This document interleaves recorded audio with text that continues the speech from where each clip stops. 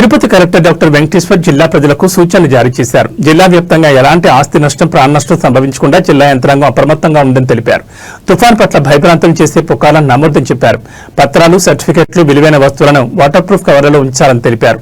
విద్యుత్ స్తంభాల కింద ఎప్పుడూ ఉండొద్దని సూచించారు. మనకి మొంతా సైక్లోన్ ప్రభావం వల్ల ఈరోజు, రేపు, ఎల్లుండి 27, 28, 29 తారీఖుల్లో తిరుపతి జిల్లాకి భారీ నుంచి అతి భారీ వర్ష సూచన ఐఎండీ మనకి ఇచ్చింది. జిల్లా మొత్తాన్ని కూడా ఆరెంజ్ అలర్ట్ మనం ప్రకటించడం జరిగింది. ఈ సైక్లోన్ వల్ల ప్రభావం వల్ల మనకి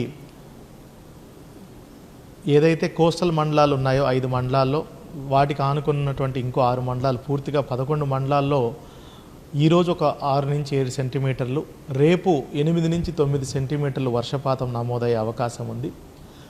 రేపు సాయంత్రం ఈ సైక్లోన్ కాకినాడ దగ్గర తీరం దాటే అవకాశం ఉంది.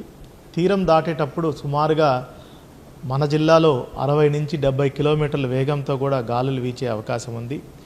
ఈ ఈదురు గాలులకి వృక్షాలు నేలమట్టం అవటం, కరెంటు తీగలు, కరెంటు స్తంభాలు కూడా నేలమట్టం అయ్యే అవకాశం ఉంది. హోర్డింగ్లు కూడా నేలమట్టం అయ్యే అవకాశం ఉంది.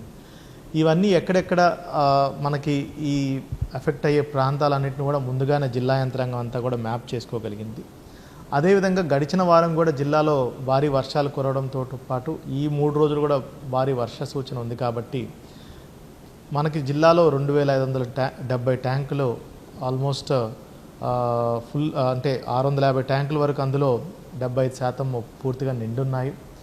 320 ట్యాంకులు ఆల్రెడీ 100% నిండి సర్ప్లస్ వైర్స్ తోటి కిందకి ఎక్సెస్ వాటర్ని రిలీజ్ చేయడం జరుగుతుంది. అదేవిధంగా కూడా స్వర్ణముఖిలో ఇప్పటి వరకు ఎటువంటి ఇబ్బందికర పరిస్థితులు లేనప్పటికీ రానున్న 2-3 రోజులు వర్షపాతం బట్టి స్వర్ణముఖిలో కూడా ఫ్లోస్ పెరిగే అవకాశం ఉంది. అన్ని లైన్ డిపార్ట్మెంట్స్ మనకి especially revenue, police, irrigation, Panchayati Raj, municipal administration, అదేవిధంగా హెల్త్ డిపార్ట్మెంట్ అన్నీ కూడా అలర్ట్గా అప్రమత్తంగా ఉన్నాయి.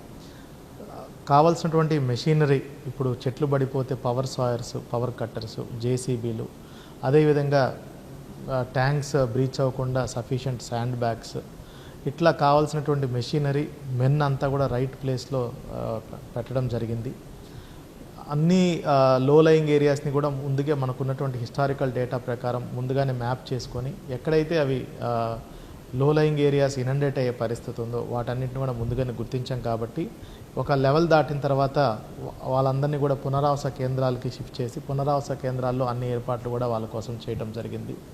ప్రజలు కూడా ఈ 3 రోజులు అత్యంత అవసరం ఉంటే తప్పిస్తే బయటికి రాకుండా చూసుకోవాలి, ఇంటి వద్దనే ఉండాలి.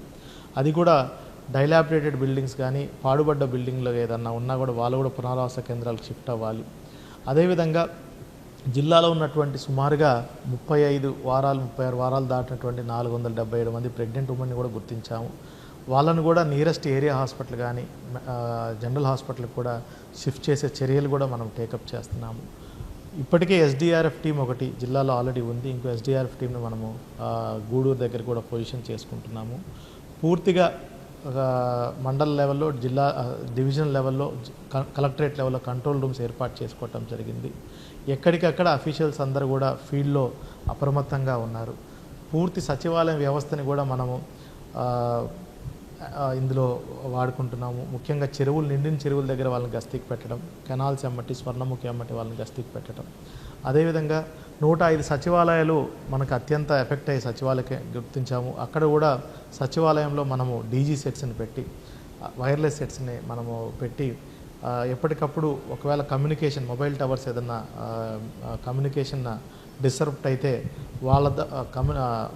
మనకి వైర్లెస్ సెట్స్ ద్వారా వాళ్ళకి రీచ్ అవుట్ అయ్యే పరిస్థితి. అదేవిధంగా కొన్ని విలేజెస్ కట్ ఆఫ్ అయ్యే విలేజ్ని కూడా ఐడెంటిఫై చేసాం. అక్కడ ఆల్రెడీ మనము నిత్యావసర సరుకులు, వస్తువులన్నీ కూడా ముందుగానే పొజిషన్ చేసుకున్నాం. కావాల్సినటువంటి మెడిసిన్స్ అన్నీ కూడా పొజిషన్ చేసుకున్నాం. ఇట్లా అన్ని విధాలుగా గౌరవ ముఖ్యమంత్రి గారు, అదేవిధంగా ప్రభుత్వం ఇస్తున్నటువంటి చర్యలు, మనకు ఆదేశాల మేరకు ఎప్పటికప్పుడు మాతో గౌరవ ముఖ్యమంత్రి గారు కూడా సమీక్ష నిర్వహిస్తూ ఆదేశాలు ఇస్తున్నారు.